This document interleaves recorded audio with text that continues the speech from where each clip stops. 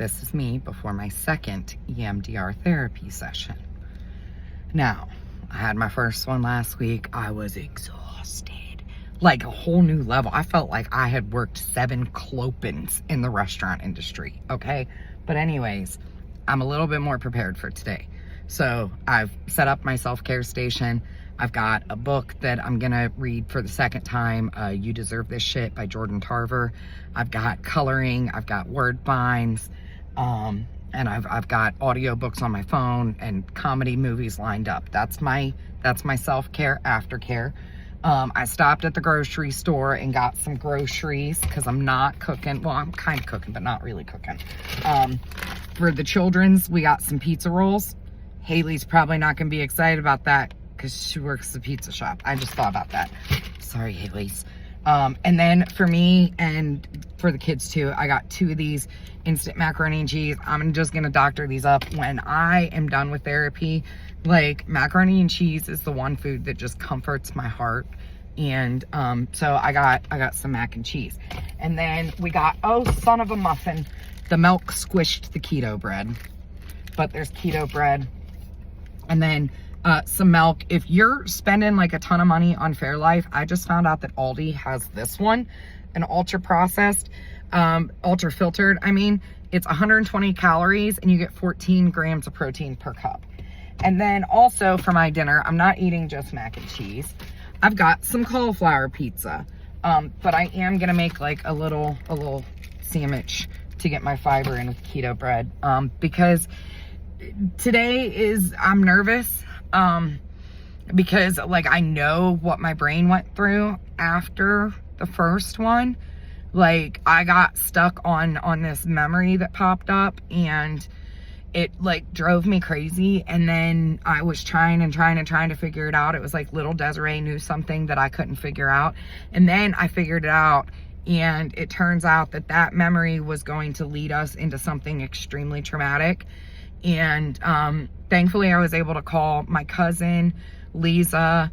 I was able to talk to my big sister about it. So like the memory that came back from the EMDR, it was we're gonna lock that in a box because I'm not ready to go there. So my therapist is 100% on board. She said, like, if at any point in time I need to just stop and, you know, say like I cannot do EMDR, then she is completely okay with that and open for other, what did she call them? Modulations or modalities, other modalities. So, my therapist is leaning more towards complex PTSD diagnosis. So that's why, like, I want to be really careful going into it, because in our lives, like me, my brother and sister, we had trauma after trauma after trauma after trauma after trauma.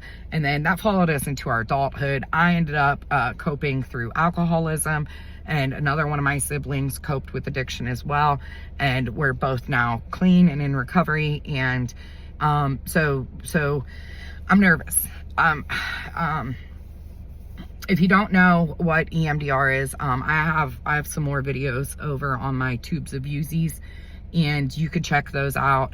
That's where I'm going to be posting most of like the hardcore stuff that I'm really struggling with. So yeah, let's go to our second EMDR therapy session and see what my noggin wants to put me through today. It is kind of cool how it works though, because it's like your brain is like, Mrs. Frizzle jumped on the magic school bus and was like, come along with me, and then just goes through like this little crazy little magic school bus ride, and then you stop, and then you just have to work on feelings, which are really fun to feel. Fun. Okay, so I'll be back. This is after my second session. I just drove home. We couldn't do the whole session. We actually had to stop because my brain took me to a really bad place. So I got home. I'm exhausted. My therapist is amazing. She said if, you know, what we came to during the EMDR, I locked it in a safe. I'm not ready to go there. So it's 2 weeks in a row that my brain has tried to get me to a pretty severe trauma. And so next week, I think I just want to do talk therapy. Sorry if the phone keeps moving. That's Miss Chubby Cheeks. You see, what happened is my babies can all tell that I'm kind of going through it. So they came in late with me. But I got home and I cried. A little bit. This is ridiculous. Yes, mommy's okay. I got home and I cried. And I think the reason why I cried is just frustration. Because, like, I'm not ready for all that yet, you know? My therapist is amazing. She's like, look, if you don't want to do EMDR anymore, that's fine, which I do want to do it. But we're going to take a break next week because today was rough. And it's something so small. Something that like is so small that just led me to having a complete breakdown in the office. But she helped me calm down. I used, coping skills, and next week will be better. But yeah, definitely about to take a nap, cuddle up with all my babies. And I'm not going to try to figure out why we landed there. I'm pretty sure, like, I already know. And just know that, like, that specific trauma of foster care is not something I'm ready to work on yet.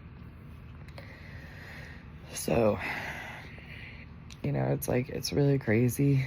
Like, I told my husband when I got home, and I was like crying my eyes out. I think I was crying my eyes out, like, more in relief that I didn't have to go all the way into that trauma, more of like the little girl inside of me is truly that hurt by what other people did. So I'm gonna lay down with these babies. Well, sorry, that's Miss Tubatique's butt. I'm gonna lay down with them and just do some self-care and know that, like, little Desiree didn't deserve any of that, So I'm just gonna wrap her up in a hug and get some rest, because that was heavy. I'm so tired. All right, let's get these puppies and kitties, and obviously know how to take care of their mama. And I'll see you guys later.